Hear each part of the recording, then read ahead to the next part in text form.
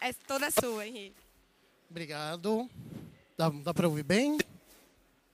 Tá tudo ok? Gente, boa tarde. Um prazer estar aqui falando com vocês. Slide, por favor.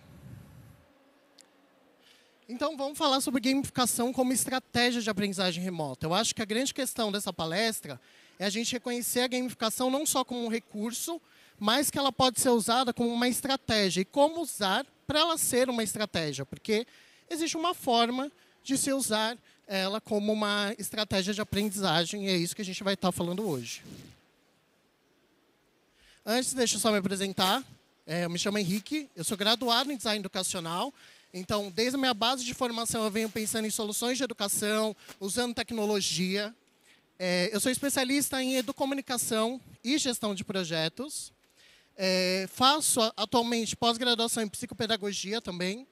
E eu atuo com games, desde 2017. Então, eu participei do SB Games, participei de alguns outros eventos com pesquisas, Escape Room junto com Paula Carolei, que foi minha orientadora durante a graduação. Então, uma das minhas grandes referências é a Paula Carolei em todo o meu trabalho sobre games. E aí, hoje, eu quero falar um pouco com vocês sobre games e gamificação. Para a gente separar um pouco, vamos falar sobre game. E aí eu trago o Cap, que ele fala tanto de gamificação, mas ele traz uma definição sobre o que é o game. Então, para ele, o game é um sistema de jogo, né, que os jogadores se engajam no desafio abstrato, ele é definido por regra, então tem que ser feito alguma coisa, tem interatividade e feedback, então você faz algo, você tem um retorno daquilo, e que gera um resultado quantificável. Então, ele precisa gerar um resultado na plataforma, ele precisa que algo seja trazido ali. Não adianta você fazer uma coisa e não ter uma reação. E, frequentemente, é elicitado por emoções. Então, ele gera emoções.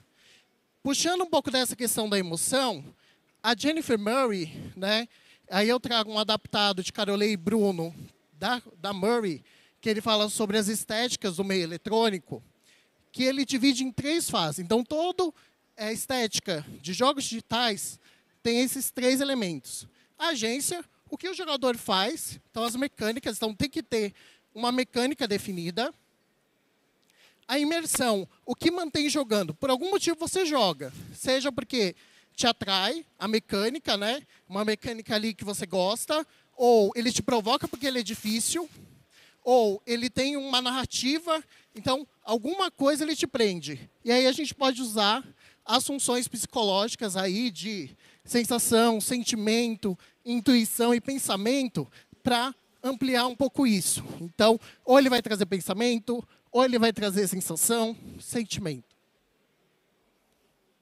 E o último é o diversão.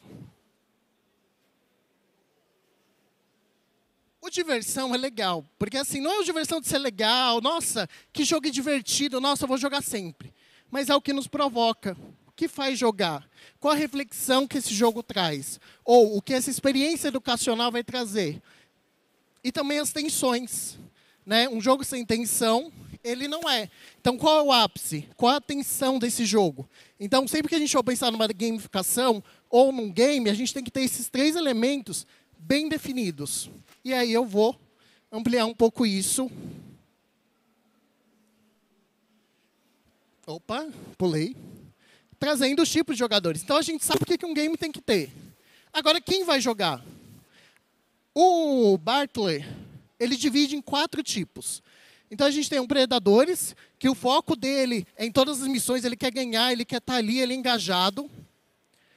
Temos os conquistadores. Então, eles querem, tem uma conquista no jogo, ele vai atrás. Então, ele vai, ele está ali, ele busca, ele faz as coisas mais difíceis de jogos, por quê? Eles valorizam status. Então, sabe aqueles easter eggs de jogo, aquelas coisas mais difíceis, que demoram, às vezes, muito tempo para você conseguir? Os conquistadores provavelmente têm, ou se esforçam para ter esse status. Então, para ele é importante ter um badge diferente, alguma coisa que o diferencie na comunidade ou, né, dentro do jogo, às vezes ganha skin, alguma coisa. Então, a gente traz aí os conquistadores.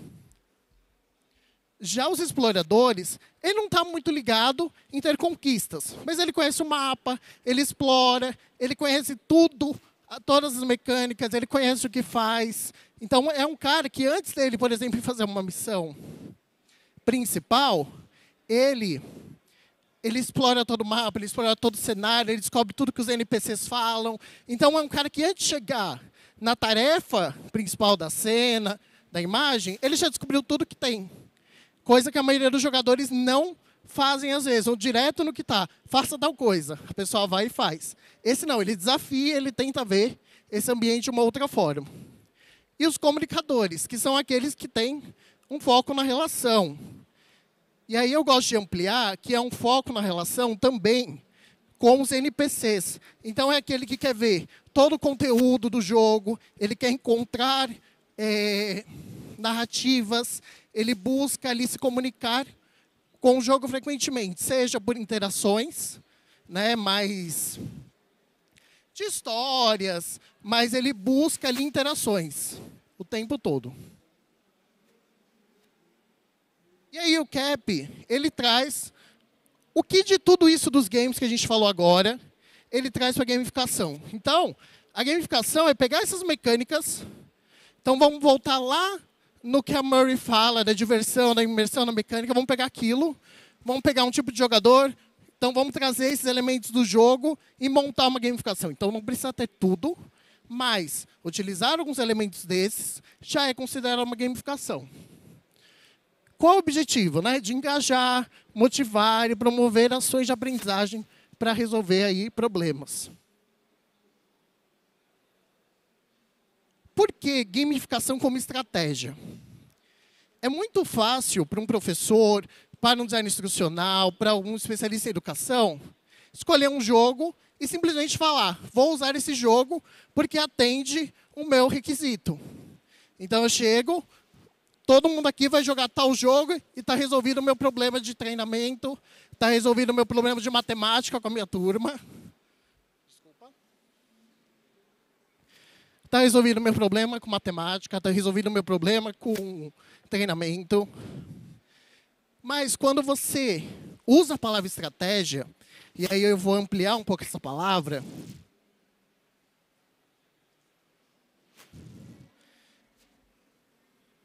principalmente quando a gente pensa em estratégia pedagógica. Então, assim, a visão estratégica ela é a base de qualquer planejamento pedagógico.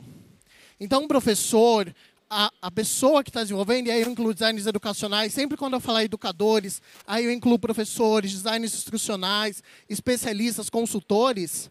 Toda vez que eu falo de visão estratégica, ele tem uma visão de que eu vou usar essa gamificação com algum objetivo.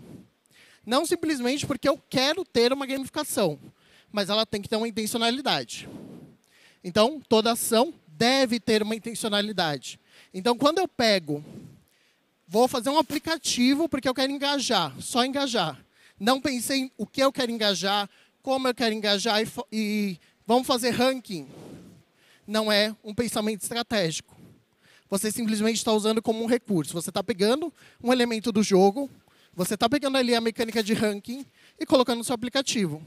Mas quando você coloca que a dor que você tem é, por exemplo, eu vou colocar ranking porque eu quero ver engajamento com os conteúdos extras da minha plataforma. Os alunos, eles interagem com objetivos extras se eles tiverem pontuação. Então, eu tenho ali uma intencionalidade do porquê que eu estou colocando isso e eu desenho isso. Então, quando eu falo que toda ação ela tem que ter essa intencionalidade, é nesse sentido. Não adianta eu colocar elementos dos jogos, eu vou trazer uma narrativa e deixá-la solta no meio de um aplicativo.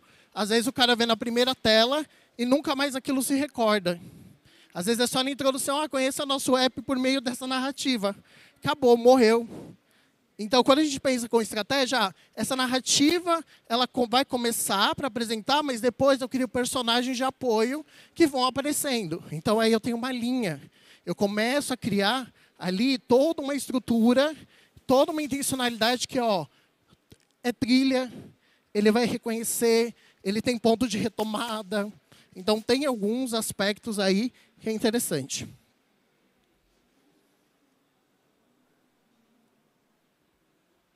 Outra coisa que a gente confunde muito é metodologia. Metodologia com estratégia. São coisas diferentes. A metodologia, ela é um suporte para a estratégia. Então, eu vou usar a metodologia ativa. Vou colocar o aluno ser o centro, o colaborador ser o centro, mas eu não tenho uma estratégia para isso. Como eu vou fazer ele ser o centro? O que eu desenhei para o meu usuário ser o centro? Eu vou colocar uma narrativa, ele vai sentir ali, vai escolher um personagem, pronto. Aí ele vai se sentir, nossa, super engajado. Não. A metodologia ela vem ali para nos dar um caminho de como desenhar essa estratégia. Então, é o aluno centrado? Vamos lá, vamos pensar.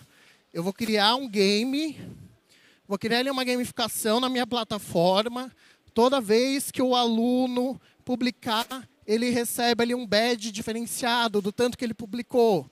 No final, ele pode trocar isso por um bônus, algum objeto educacional extra, né? Um game, alguma coisa. Então, eu desenhei ali, né, que eu estou centrando ele, a participação dele é essencial para que ele consiga raridades. Então, ali eu estou usando a metodologia ativa como uma parte, um norte, para poder seguir. E não simplesmente, eu estou usando metodologia, eu não preciso de estratégia. Esse é o grande erro, muitas vezes, quando a gente pensa em ações educacionais. E aí, a estratégia pedagógica sempre é um conjunto de ação do aluno, do aprendente, do treinando. Então, não tem como eu fazer uma estratégia sem considerar o que o aluno faz. Não tem. É impossível considerar o que ele faz. Então, a gente sempre tem que desenhar, e muito bem desenhado o que ele faz. Por quê? Eu tenho um acompanhamento do docente. Eu tenho um acompanhamento de quem está elaborando. Então, não é uma navegação sozinha, não é um momento ali em que eu vou jogar meus alunos numa interação e eu não tenho acompanhamento. Quando eu falo que eu estou trabalhando de forma estratégica, eu, como professor, eu, como designer instrucional, eu já vou dar as diretrizes do que eu quero olhar durante uma interação online, durante alguma coisa. Então, eu já desenho aquilo muito bem. E a intencionalidade. A intencionalidade é exatamente ter esse motivo. Por que eu faço isso? Por que eu faço aquilo? Né? Então, ter isso muito bem desenhado, agrupando tudo isso, gera estratégia pedagógica. Então, por isso que simplesmente usar recurso de gamificação, sem usar isso daqui, vira só recurso. Você pegou alguma coisa e jogou. Mas você não acompanha, você não vê o que o aluno faz, você não acompanha indicadores da sua plataforma, você não acompanha se está eficiente ou não. E, professor em sala de aula, vocês podem lembrar, quantas vezes o projetor quebrou? Ele muda. É ser estratégico. Se a gente não tem uma estratégia, agora que voltou. Se eu não tenho uma estratégia, por exemplo, de plano B, se a minha plataforma falhar, eu ainda quero engajar, o que eu posso fazer? Fica sem?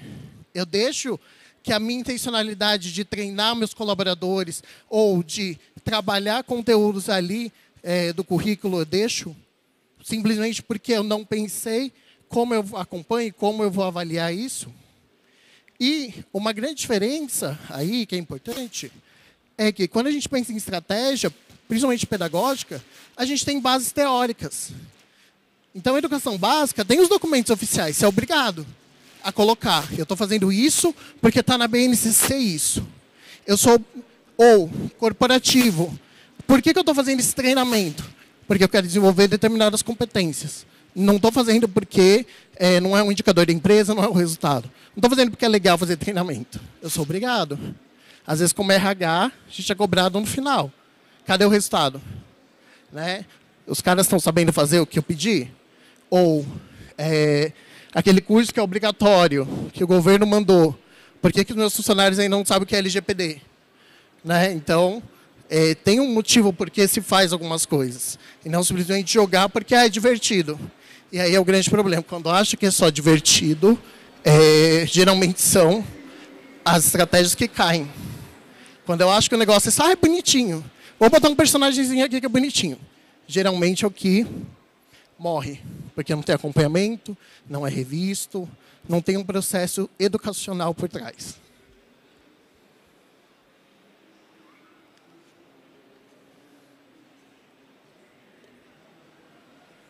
Então, um pouco eu acabei falando, né? Que quando a gente usa como estratégia, o foco é na aprendizagem. Outras mecânicas, desenhou o que é o seu objetivo principal de aprendizagem, o resto a gente desenha. Ah, eu quero botar aqui um desafio extra, e aí já agrega ponto no ranking que eu já criei com determinada intencionalidade. Beleza, seu principal objetivo, seu principal indicador, você já está cumprindo, você já está fazendo esse processo. Possibilita a utilização de jornada, decisões. Então, você desenha, você sabe, você já desenhou as possibilidades do seu treinando, do seu aluno de seguir, e ele chega e você consegue ver até as possibilidades de jornada que ele fez, como ele fez. E isso é legal porque muitas vezes a gente não prevê. Mas aí cabe o revisitar para a gente criar novas trilhas.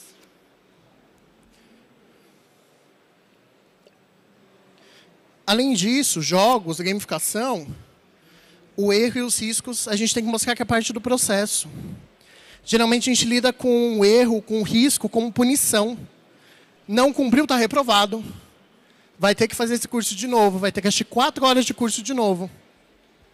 Mas eu não trabalho essa memória, como ele vai, os riscos. Qual o risco de fazer atuação? Quando a gente joga, a gente não tem que ter medo do que vai acontecer com o nosso personagem. Ele morre, ele volta. Pode ser que ele não volte exatamente do ponto, mas ele tem um progresso. Ali eu tenho um ponto que eu sei de onde eu tenho checkpoints de conhecimento. Então, eu não vou punir ele, simplesmente eu vou botar um medo de como ele vai agir, porque aí você não dá autonomia, o que eu falei antes. Se eu coloco que eu vou ser punitivo com a gamificação, você não cumpriu o curso em 1 hora que era previsto. Perdeu ponto. O cara vai passar seu curso. Acabou. Perdeu o sentido que você trouxe lá na estratégia. Então, esse é um ponto que a gente tem que começar a pensar.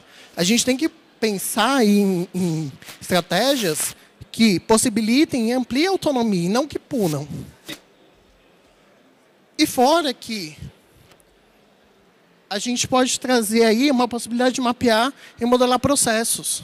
Então, quando a gente pega, vamos pegar a sala de aula, a gente está com problema de alfabetização. E a gente começa a usar a gamificação para separar as classes ali, né? Quem está em tal fase alfabética, quem está na outra. Aí a gente vai dar um desafio mais avançado para um ou outro, a gente consegue mapear a evolução. Meu aluno estava em que grupo semana passada? Estava no 1, agora ele está no último. Ou não, ele estava em que grupo? Ele estava no animal tal. Então, a gente começa a identificar a evolução, a gente começa a desenhar, inclusive, o nosso próprio processo de avaliação. A gente já usa isso que a gente desenhou estrategicamente lá, na avaliação. E aí vem os elementos mais utilizados, que geralmente é premiação, conquista, ambientes imersivos e explorativos, principalmente quando a gente fala do remoto. Agora é muito pensado em usar aplicativos como o ThingLink para você joga ambientes e deixa o cara explorar. O conteúdo está lá. Né? Traz essa busca, né? Essa questão que ele explore. Personagem de apoio. Eu gosto muito de personagem de apoio, mas o pessoal lembra do personagem de apoio de curso de Flash, lá dos anos 2000, que era um personagem que ficava te corrigindo a tudo que você fazia. Não, mas um personagem que te conta, vai te trazendo histórias, te traz cases. Eu ainda acho que é uma questão bem interessante de se trazer. E a tomada de decisão. Eu crio essa autonomia que eu estava comentando antes. E aí, eu vou trazer um pouquinho só de uma jornada. Pelo menos por... Só um pouquinho da jornada de como a gente pode planejar uma gamificação com uma gamificação pedagógica. Então, assim, primeiro a gente tem que pensar no perfil de quem está jogando. Depois, definir objetivos. Qual a relação curricular ou de competências? Eu vou usar uma narrativa. Que narrativa é essa? O tempo. Qual o tempo que eu tenho para fazer isso? Às vezes a gente tem 1 hora, a gente tem 2 aulas, às vezes a gente tem um programa grande de treinamento. A gente vai organizar em níveis ou fases. Isso aqui não necessariamente você tem que ter tudo, mas o que você vai fazer? Passa por todos eles. Regras. Regra é importantíssimo. Né? O que você faz? O que o aluno pode fazer ou não pode? Recompensa. O que ele ganha? O que vai ser um motivador aí de ter? E não precisa ser prêmio, não. Pode ser um feedback. Feedback bem construído já é uma recompensa. Personagem. Vamos ter personagem? Não vai ter? Precisa ou não precisa? Missão. A gente vai ter missão? O que ele vai ter que cumprir? Tem alguma coisa extra que ele pode fazer? Ferramenta. Aí a gente começa a fazer a curadoria. Tá, eu desenhei toda essa jornada até aqui. O que eu preciso para isso funcionar? Aí a gente começa a levantar requisitos de ferramenta. E, o mais importante, a avaliação. A gente fez tudo isso daqui. A gente precisa voltar e avaliar esse processo sempre. Já me deram um toque de tempo, mas esse é o processo, geralmente, que a gente faz, e pensar em gamificação. Eu agradeço muito e abro a perguntas também. Acho que a gente tem um tempo de 5 minutos aí para perguntas. Obrigado. Fiquei muito mais calmo depois. Mas é isso, gente. Eu abro aí a perguntas.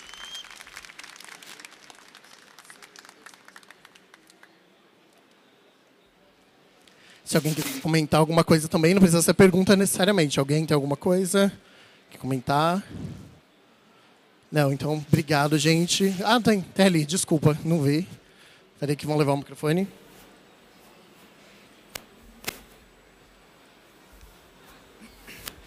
Opa, bom dia. Você tem indicação de algum sistema ou metodologia que já ajuda a construir essa jornada? Ou é algo que precisa ser mais manual mesmo? Pessoalmente, junto aí com o grupo de pesquisa, a gente tem elaborado frameworks para poder fazer essa gamificação. Ainda nada que eu possa trazer aqui, comentar, temos isso, mas a gente tem. Para alguns tipos de objetos específicos, a gente tem algumas ferramentas. Então, vou indicar aí um site que é do grupo de pesquisa que eu participo, que é Game Out. Só vocês colocarem no Google que aparece. Então, ali tem... A gente estava fazendo um trabalho muito grande ali com escape rooms, então a gente já tem um framework publicado de como você faz escape rooms educacionais. E agora a gente está nessa questão, com alguns cursos de gamificação, de realmente criar um framework de como gamificar. A gente está usando, inclusive, uma disciplina agora, com alunos de extensão, em que a gente está testando algumas gamificações no Google Classroom, como a gente pode transformar, né, um curso no Classroom mais interativo. Então, acompanha lá, que a gente sempre publica quando sair oficialmente os frameworks. Mas, ultimamente, o manual, a gente tem como referência isso. Se você olhar as publicações de Paula Carolei, fala bastante sobre a questão de como você gamifica, qual é essa jornada. Também, se você olhar um pouco ali, o livro Gamification também tem alguns modelos que ela traz também, que eu acho bem legal, da Flora Alves. Então, são algumas referências que o pessoal está ampliando aí também para a gente começar a gamificar mais rápido e com um norte muito mais direcionado. Oi, Juliana. A gente desenvolveu um jogo de perguntas e respostas para a AstraZeneca, né? E a minha pergunta é assim, o pessoal adorou, só que o problema é que eles adoraram tanto que eles ficam se matando, perguntando para a gente, mas por que eu estou atrás do fulano que tem tantos pontos? Então, eles se preocupam mais com essa questão assim, de tipo, porque ele está na minha frente e tal, em vez de se preocupar, estou aprendendo, estou evoluindo, né? Como que eu poderia lidar, nesse caso, com essa questão? Geralmente, esse é até um ponto bem interessante. A gente cria uma gamificação, cria toda uma estratégia e acaba não saindo. Do modo que a gente pensou, não, o ranking vai ajudar, os caras vão ficar super felizes. Não, gera competitividade. Geralmente, trazer desafios bônus em que a pessoa tem que pensar, não só responder, porque no responder ali de alternativa, ele escolhe, ele está respondendo a uma ação que foi pedida.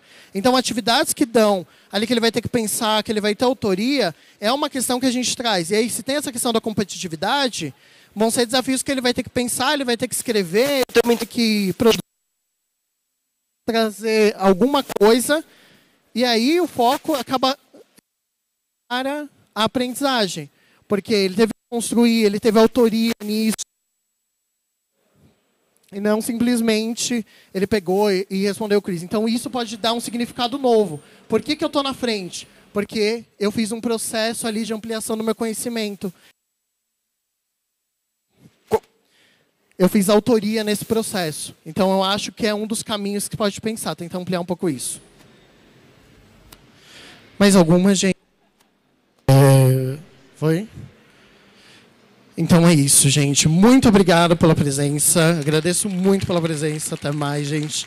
Qualquer coisa eu tô aí. Tô como campuseiro, então quem quiser conversar comigo, deixei minhas redes aqui. Pode me chamar. Tô aí até amanhã. Amanhã não, até terça. Então a gente vai trocando figurinhas também. Acho que essa é a grande parte da Campus Party, a gente trocar essas figurinhas, tá bom? Obrigado. Obrigada, Henrique. Ô!